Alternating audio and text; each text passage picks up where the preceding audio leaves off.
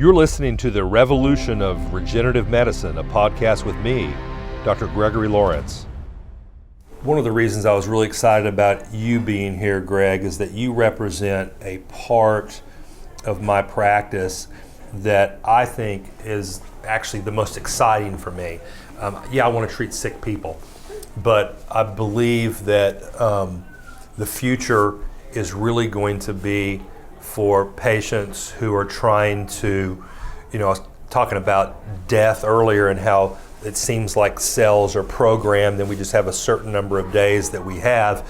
There's a lot of talk about the telomere shortening and all this kind of stuff. Well, I think it's going to be pretty obvious that your average guy who's trying to pursue health, even if he doesn't have, one of the typical, bum ankles or, bad hip or something by the time you hit 55, those guys are going to start seeing the value of just doing a stromal vascular fraction deployment, intravenous, just to, in a preventative way, make sure that all the tissues are invigorated. Again, we don't have any studies on this. This is speculation by colleagues of mine. It's just a matter of regenerating organs that are wearing out. We know that everything wears out in 100 years, right? So can these cells be something that pushes that down the road? And I think the answer is that they probably can. So you're somebody who cares about your health enough to, take a day or two out from a super busy corporate life. And I know what your life is like and that stress you put on your body just by your international travel. It's incredible. Every time I talk to your wife, you're somewhere else, and the travel is incredible. So I think that there's a really role for folks like you, and I would love for half of my practice to be healthy people that are just pursuing health. Are there any particular issues that you have that kind of seem like they would be amenable to stromal vascular fraction cell surgery? Well, the biggest reason I came tonight to listen to this is because my knees have been, degenerating for long periods, 30 years. See, that's how good of a doctor, I could tell. No, I never saw you limp, Greg, so I did not know that. So that's exciting because the secret on degenerative knees, and since you don't have any other joint issues, this is most likely just an active guy, wear and tear, osteoarthritis kind of a thing. You want to catch that before you're bone on bone. There are a good number of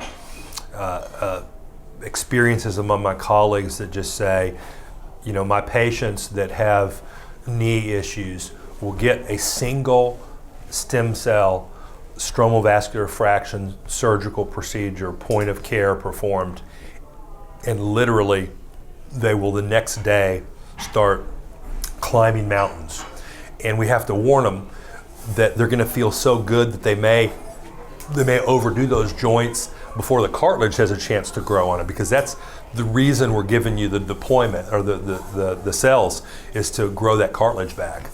And in your situation, I would likely team up with a colleague to do, I've done knee injections before, I've done knee aspirations, we have ultrasound in the office, so heck, maybe I'll do it. But I would really rather orthopedic surgeon be the one that does your needs, and I'll do the other half, which would be the stromal vascular fraction, just put straight into an IV. Just picture the number of cells is anywhere from several million to tens of millions of cells that are in this fraction. And sometimes it's almost down to the size of a pellet, and we have to re-expand it with saline, so we ended up giving you 20 cc's of something. You can look right through it. There's no particulate matter. This is just like saline going into your vein. The cells are so small, and they just go through and just seed your entire body. And so one of the really most exciting areas is that of osteoarthritis and rheumatoid arthritis. Almost an immediate result for at least 50% of the patients. So that's neat, because the neurodegenerative things sometimes require some treatment. Sometimes a single treatment will leave somebody stable or better for a year. And maybe for every person that has significant improvement, You got a couple who just were stable. But we tend to see a very small number when we're treating the majority of the neurodegenerative, Parkinson's, ALS, which is Lou Gehrig's disease, and the dementias, particularly Alzheimer's, are all somewhat responsive. We wish it would be a little bit better, but it can be a big difference for certain people. So the question I had is there a reason you're choosing the methodology of going through extracting through the fat cells versus in a healthy patient extracting and taking the stem cells out of the bloodstream for regeneration? So there are these mesenchymal cells that can become anything everywhere in your body. They're somewhat, we've always thought that the bone marrow ones were the most accessible, and we knew that's where there's another type of a cell that's not called a mesenchymal cell, it's called a hemopoietic stem cell. And so we knew that the bone marrow was all about making cells, and so we always assumed that was the best source. We really, really think the evidence is showing that we're at least as good, if not better, if you're not doing an expansion. If you're doing an expansion, you don't really care, and I don't do expansions, but if you do an expansion, I don't really care if it came from bone marrow that had a lighter source, because they're going to be expanded in a lab somewhere. In my case, since I'm doing point of care, we're not going to be doing an expansion, we're just going to take out. So I want the richest source I can find. And it turns out that when you look at people's fat, those 85% of the cells that are non-adipocytes or adipocytes, if you want the fancy way that sometimes doctors pronounce it, they're pre-adipocytes. Like I mentioned earlier, they're macrophages and leukocytes, T cells, they're pericytes, and they're both the hemopoietic and the mesenchymal stem cells. And the mesenchymal stem cells might only be somewhere between 1 and 15%, but apparently it's enough, and apparently all those other cells may be just as important as the actual stem cell that's in the bone marrow. And the bone marrow may have more hemopoietic, but it may have less, in certain people, may have less of the stem cell that you want. But the short answer is that it's more accessible from your fat. It's an easy recovery, almost zero pain. You don't have to be under general anesthesia to do it. And then we get a rich supply, and it seems to be what you need. So my prediction is that bone marrow is never going to be discontinued, but I think that adipose-derived are going to tend to win out over bone marrow for all those efficacy reasons.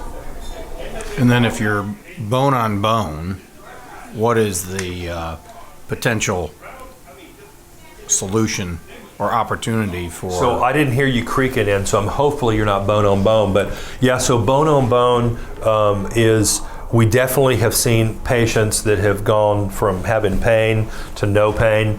It's tough if you really are at the point of bone and bone. Then what you're really talking about is probably an adipose-derived cell surgery as prolonging the amount of time before you have to have a replacement knee.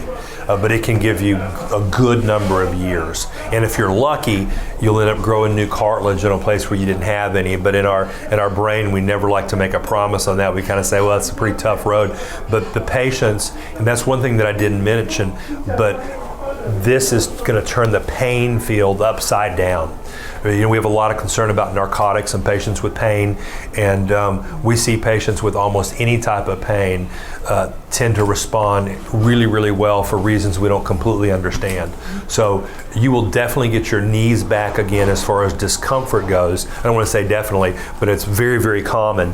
And then if you're very fortunate, you may actually grow some new cartilage, and maybe you won't have to have a knee. But I would tell most people that if on a radiological exam I see bone on bone, I'm going to tell you that I can just prolong the time until you're going to need to have a knee replacement, which is a smart thing to do, because a knee replacement has a certain number of years, and even though we've gotten better and better at that, it's hard to take a young man who's in his 50s and do a knee, knowing that, boy, if we have to go back again when this wears out, it's going to be a tough surgery. This is a follow-up question that Greg just had.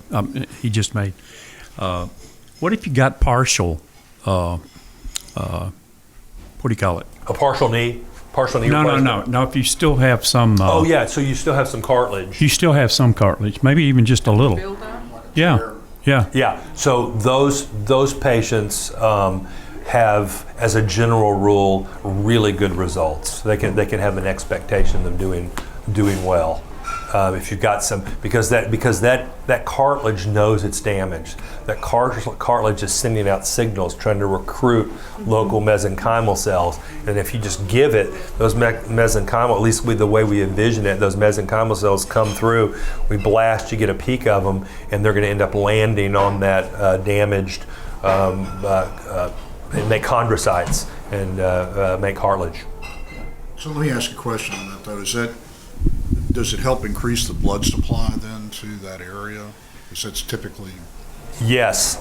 One of the things that we think is incredibly important about using basically a soup of extracellular. Remember, I talked to you all about using the pig bladder, that all the signaling that comes from the extracellular space. There's all kinds of messengers in there, and then when you take also all these cellular moieties that communicate in ways that we don't even completely understand. We just know that these cells can go from, sometimes transform from one type to the other.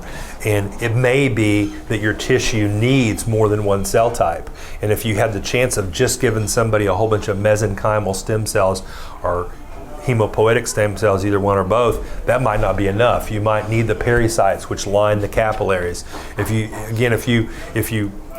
you search under Google for electron microscopy scanning for a parasite, you'll see an incredible view of these. And some of those amazing views might actually be some immunofluorescent or some other type of studies, but those have these long arms that wrap around the vessels and go down. You can just see them communicating. And so we think that maybe you need a soup of those to really have the best efficacy. And so in your situation, George, you've had at least one family member who's had some issues, and you've been through the frustration of seeing a whole bunch of specialists, and it's hard to make these diagnoses a lot of times. We can't really do a brain biopsy on somebody to make a definitive diagnosis. Nobody would agree to that.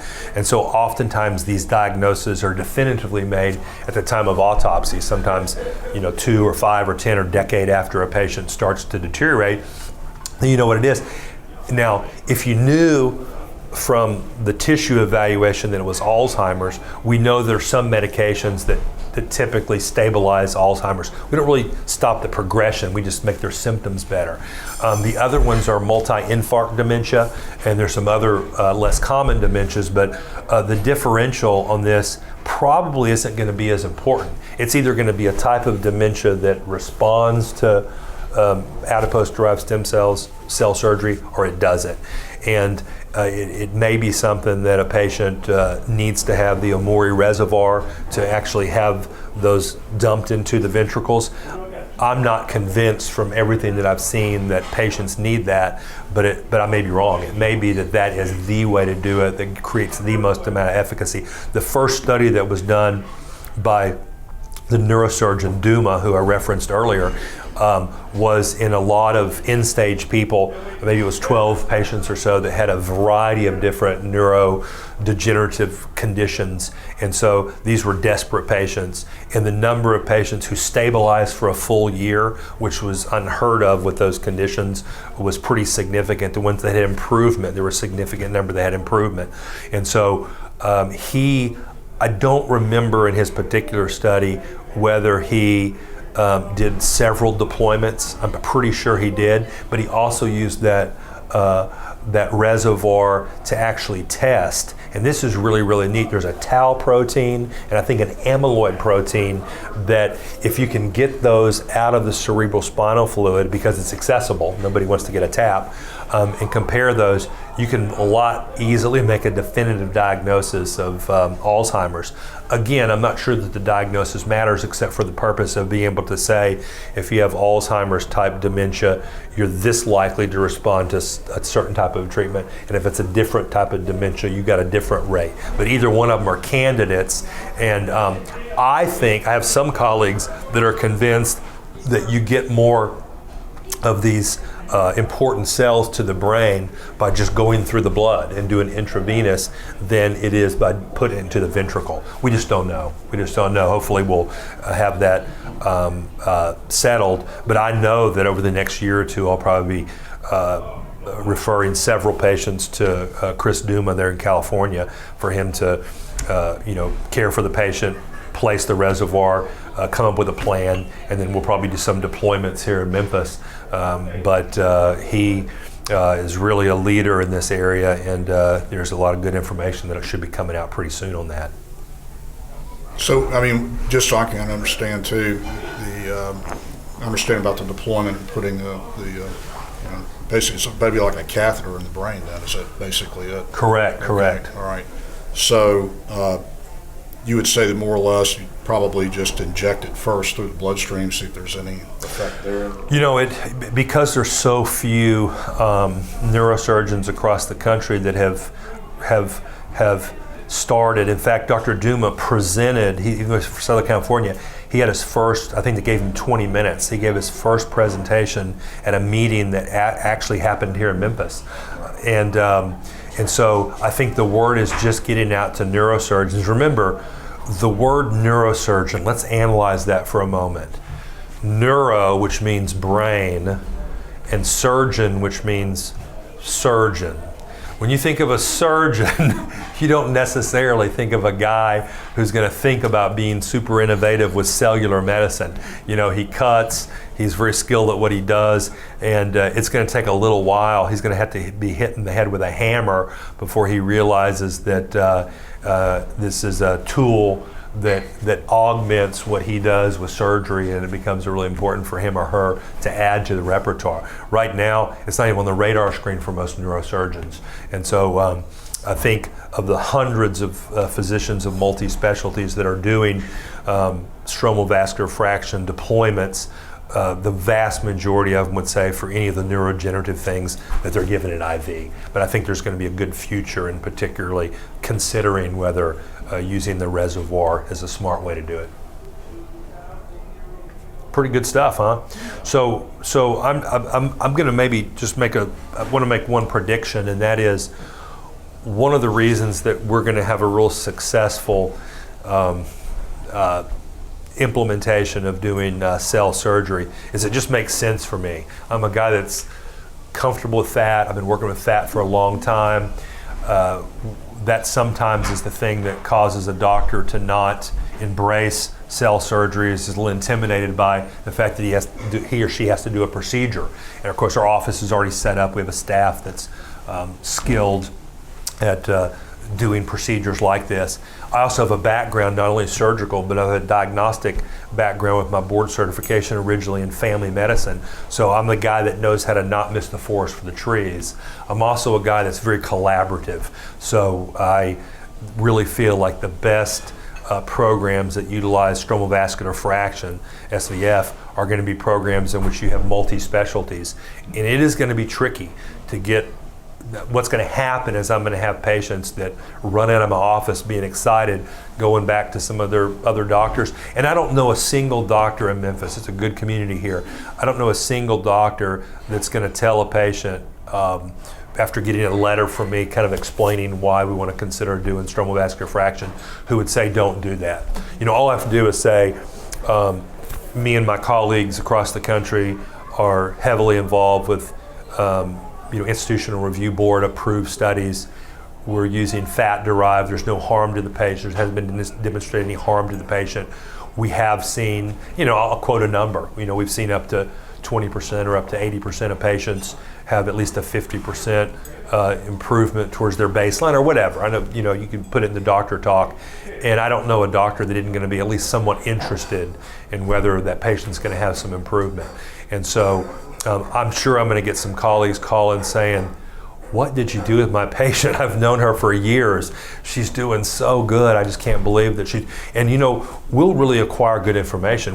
Anybody that has a neurological issue that's demonstrable through their gait or, a tremor or whatever, we'll record that and we'll say, okay, is this you on your best day or on your worst day? And then to have another recording with them saying, and that last one was me on a good day. Right now I'm on a bad day, and look at the difference. It'll be very, very eye-opening for colleagues to see that. It'll be really kind of hard to deny the fact that we're really, really getting, we're getting organ repair. Thank you for listening to this episode. Be sure to subscribe to my podcast, The Revolution of Regenerative Medicine. I'm Dr. Gregory Laurence, and I look forward to you joining me again soon.